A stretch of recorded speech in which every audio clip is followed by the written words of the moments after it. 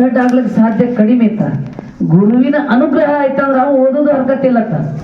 ಗುರುವಿನ ಅನುಗ್ರಹ ಆಯ್ತಂದ್ರ ಓದೋದು ಅವಶ್ಯಕತೆ ಇಲ್ಲ, ಅವ ಮಹಾಪಂಡಿತನ ಆಗ್ತಾನಂತ. ಫಾರ್ ಎಕ್ಸಾಂಪಲ್ ಶಿಶುನಾಳ ಶರೀಫ, ಹೌದಿಲ್ಲ? ಗುರುವಿನ ಅನುಗ್ರಹದಿಂದ ಏನ್ ಬೇಕಾದ ಸಾಧನೆ ಮಾಡದ. ಹಂಗ ಗುರುಗಳ ಮೇಲೆ ನಿಮಗೆ ಭಕ್ತಿ ಇರಬೇಕು, ಅದೊಂದು ಶಕ್ತಿಯಾಗಿ ಪರಿವರ್ತನೆ ಆಗ್ತದೆ.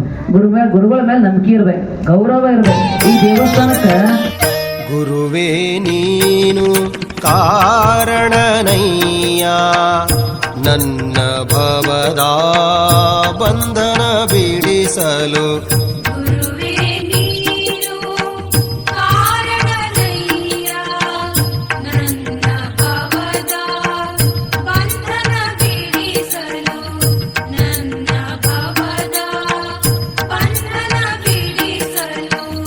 ಗುರುವೇ ನೀನು ಕಾರಣನಯ್ಯ, ಗುರುವೇ ನೀನು ಕಾರಣನಯ್ಯ, ಮಾಂಸಪಿಂಡ ಹೋಗಿ ಮಂತ್ರಪಿಂಡವಾಗಲು, ಮಾಂಸಪಿಂಡ ಹೋಗಿ ಮಂತ್ರಪಿಂಡವಾಗಲು.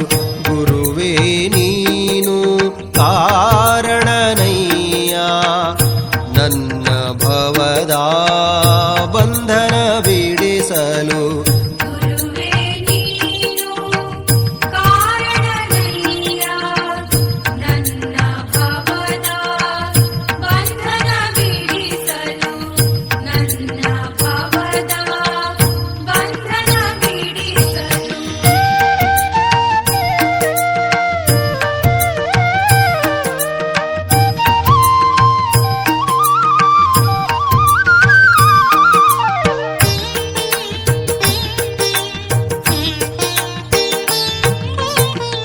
ಗುರುವೇ ನೀನು ಕಾರಣನಯ್ಯ, ಅಂಗಗುಣವು ಹೋಗಿ ಲಿಂಗಗುಣವು ಬರಲು.